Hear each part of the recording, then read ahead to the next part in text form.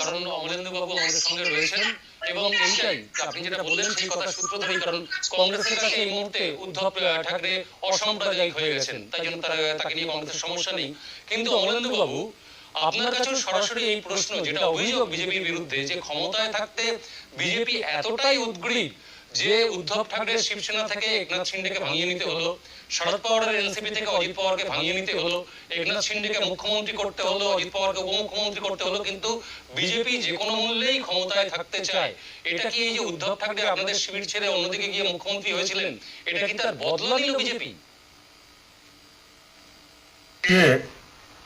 ভারতবর্ষের রাজনীতিতে কংগ্রেস নৈতিকতা শেখাবে, সেটা সাধারণ মানুষ, ভারতবর্ষের প্রত্যেকটি সাধারণ মানুষ জানে। যারা ইমার্জেন্সি আমি আমার বক্তব্য আপনার সঙ্গে বলিনি সুস্মিতা দি, আপনি আমার বক্তব্যটা বলতে দেন। আমাদের কংগ্রেস ভারতবর্ষের রাজনীতিতে স্বাধীনতার পরে অনেক নৈতিকতা দেখিয়েছে, ইমার্জেন্সির মতো নৈতিকতা তারা সাধারণ মানুষের উপরে থোপে দিয়েছে। তো কংগ্রেসের থেকে নৈতিকতা সাধারণ মানুষ শিখবে না। রাজনীতির নিয়ম হচ্ছে মানুষের পরিষেবা দিতে গেলে আপনাকে সরকারে থাকতে হবে, তবেই গিয়ে মানুষকে পরিষেবা দেওয়া যায়। এটাই হচ্ছে রাজনীতির নিয়ম।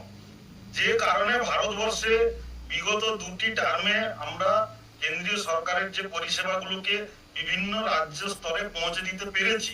কিন্তু অনেক ক্ষেত্রে দেখা যায় কেন্দ্রের প্রকল্প, যেমন আমরা পশ্চিমবঙ্গবাসী অনেক ক্ষেত্রে বুঝতে পারছি যে আয়ুষ্মান প্রকল্প, কেন্দ্রীয় প্রকল্প এখানে চালু হয়নি। এই আবাস যোজনা, কেন্দ্রীয় আবাস যোজনা নিয়ে কত রকমের দুর্নীতি পশ্চিমবঙ্গে চলছে। কেন কেন্দ্রীয় অনেক প্রকল্প আছে যেগুলো রাজ্য সরকার রূপায়ণ করে, কিন্তু সেই রাজ্য সরকারের রূপায়ণের জায়গায় যদি রাজ্য সরকার ভারতীয় জনতা পার্টির না থাকে, তাহলে রাজ্য সরকারের মাধ্যমে যে কেন্দ্রীয় প্রকল্পগুলো রূপায়ণ করা হয় তাতে অনেক কিছু পরিষেবা সাধারণ মানুষের কাছে পৌঁছে দিতে অসুবিধা হয়, যেটা সাধারণ মানুষও বোঝে। যার জন্য রাজনীতির নিয়মই হচ্ছে সরকারে থাকতে হবে, তবেই দলের ক্ষমতা বজায় থাকে, এটাই রাজনীতির নিয়ম। যার জন্য ভারতীয় জনতা পার্টি সাধারণ মানুষের কাছে আবেদন নিয়ে যায় এবং ভোটে জয়লাভ করে।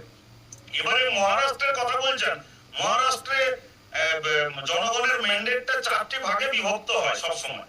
এই 4 ভাগের মধ্যে আপনারা যে অজিত পাওয়ারের কথা বলছেন বা একনাথ শিন্দেজির কথা বলছেন, মহারাষ্ট্রের বর্তমান মুখ্যমন্ত্রী, উনাদের দলে নিশ্চয় তাদের যে দলের সুপ্রিম ছিলেন, অজিত পাওয়ারের ক্ষেত্রে তার কাকা এবং আমাদের হিন্দু হৃদয় সম্রাট বাবা সাহেব ঠাকরের ছেলে উদ্ধব ঠাকরে নিঃসন্দেহে ডিকটেশন যে পরিবারবাদ তারা ছিলেন।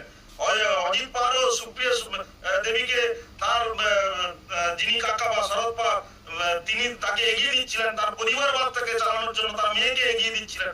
সেটা তারা অনুধাবন করেছিলেন বলে তাদের পার্টির মধ্যে তারা যে দলে আগে ছিলেন সেই দলের মধ্যে তারা বিদ্রোহ করেছিলেন, বিরোধ করেছিলেন। তো কোন দল যদি তার নিজের দলের নেতাদেরকে আটকে রাখতে না পারে, সেটার দোষ তো বিজেপির নয়। বিজেপি সবাইকে সম্মান দিতে জানে। বিজেপি কেবলমাত্র মুখ্যমন্ত্রী বা প্রধানমন্ত্রী হওয়ার জন্য রাজনীতি করে না। তার প্রমাণ হচ্ছে মহারাষ্ট্রে আমরা একনাথ শিন্দেজিকে মুখ্যমন্ত্রী করেছি, বিজেপির থেকে অনেক কম এমএলএ বা বিধায়ক সংখ্যা ওনার সাথে থাকা সত্ত্বেও। এটাই হচ্ছে বিজেপির মানসিকতা, যে মানুষকে পরিষেবা দেওয়ার জন্য সরকার থাকতে হবে, মুখ্যমন্ত্রী প্রধানমন্ত্রী হওয়ার জন্য সরকার থাকার মানসিকতা নিয়ে ভারতীয় জনতা পার্টি কখনো দল সেইভাবে কাজ করে না। সেইভাবে মানুষ কি বলছে, আসলে মানুষ কোন ইস্যুকে নিয়ে ভোট দেবে সেটা আমাদের দেখতে হবে। আপনাদের ধন্যবাদ দিতে বাধ্য হচ্ছে, আপনাদের ধন্যবাদ দিতে বাধ্য হচ্ছে, কারণ অমলেন্দু বাবু এবং সুস্মিতা দেবী, কারণ প্রযুক্তিগত সমস্যার কারণে একদম অনুষ্ঠানের শুরু থেকে আপনাদের পাওয়া সম্ভব হয়নি, যার ফলে একটু দেরি হয়ে গেল আপনাদের পেতে, যার ফলে সময় আমাদের অত্যন্ত সংক্ষিপ্ত, না হলে আরো 2-1টা ইস্যু নিয়ে আপনাদের সঙ্গে এই নিয়ে কথা বলার অবশ্যই ইচ্ছা ছিল, কিন্তু সমস্যার জন্য সেটা সম্ভব হয়নি। আমরা ধন্যবাদ দিচ্ছি আপনাদের দুজনকেই এবং অনেক ধন্যবাদ নেশন টাইমে সময় দেওয়ার জন্য। আগামী দিনে আরো বিস্তারিত আলোচনা করবো, ফলাফলের দিন তো অবশ্যই, কিন্তু এই মুহূর্তে বিরোধী